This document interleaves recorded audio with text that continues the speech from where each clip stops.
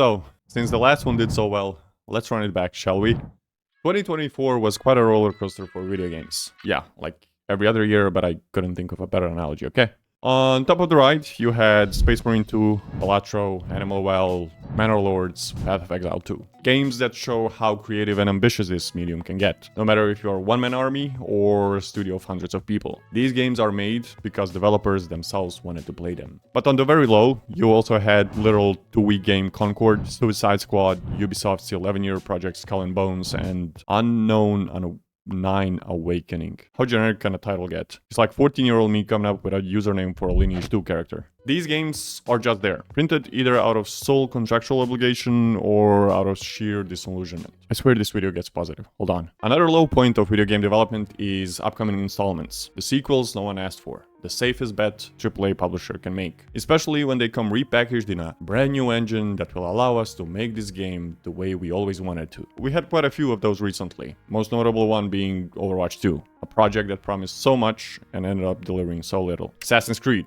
Game turned out into a yearly remaster at this point. Hades 2. Man, I really love Hades games, but the second one would have just been a DLC in some cases. Smite 2. The miseries of the energies. What the fuck is Hi-Rez doing at this point? And the most obvious one in ARPG world, Diablo 4, the friendliest ARPG. Coming from a franchise that defined so many systems in this genre, a franchise that knew all the ins and outs of ARPG game loop, knew what players liked, disliked, wanted, knew how to challenge them and reward them. Diablo 4 somehow missed all that, despite all the data points Blizzard has. Perhaps I'm just too naive thinking these are the data points they look at when developing games, and not the ones used for min-maxing store transactions or the ones that keep you in the game as much as possible. Either way, Diablo 4 came out in very bare-bones form, and I don't mean in the amount of content it has, but also in the systems it brought out. The systems skinned down to a point where everyone can easily understand them. No nuance, no combinatorics. Thinking about this is kind of weird and contradictory. On one side, you had one-click crafting systems. On the other, you had item modifiers that took a year to sift through. Wait, were these modifiers just an illusion of a complex system? Just a filler to make the game look like it had more depth?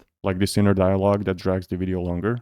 Don't get me wrong, simplifying game systems in some cases is a good thing when done right. Complexity for the sake of complexity just becomes frustrating. But we are at a point where video games handhold you so hard that it leaves no space for curiosity or exploration. These systems are there just to give you the feeling of progression and tinkering, but in fact, you are set on a park ride from start to finish. So, at which point in the video is this unnecessarily long intro gonna tie into Path of Exile 2? Well, we're here. GGG, the studio behind PoE, had it all laid down in front of them. A game that was on a steady progression ever since it released, gaining more and more players with every league, a healthy feedback cycle between the developers and its player base that made the game what it is today, a microtransaction system that could be criticized for its pay-to-convenience nature, but is instead overlooked because of what the game in the end is. An ARPG with deep systems and mechanics, packed with content that keeps on getting better and better every 3 months or so. The stage was set for GGG to update the graphics, slap 2 next to its game, and call it a day. I mean, why not? All of them did it. Funny thing, PoE 2 was originally supposed to be just an update to the first game. Instead, the developers decided to test out new ideas, reiterate on previous concepts, and offer something new. A true successor to PoE 1. It does not just bring Path of Exile up to speed with all other players in the space, in terms of visual fidelity and maybe some new mechanics, but it sets it up as a baseline for the next 10 years of ARPG development. Doing this is risky. Gamers want fresh and new things, but I also don't like change. Prime example is literally Path of Exile 2. The game is slowed down, more tactical, deliberate, and way more difficult. As a result, some people are not fans of such step away from the original, and luckily for them, PoE 1 will still be an option, although I'm curious how long this will go. Nevertheless, GGG took the risk, and it looks like it's paying off. The game had an incredible launch, peaking at over 500,000 players, easily surpassing its predecessor. And this is just on Steam. The game has its own launcher, and it's on consoles as well. The launch did not go without hiccups though.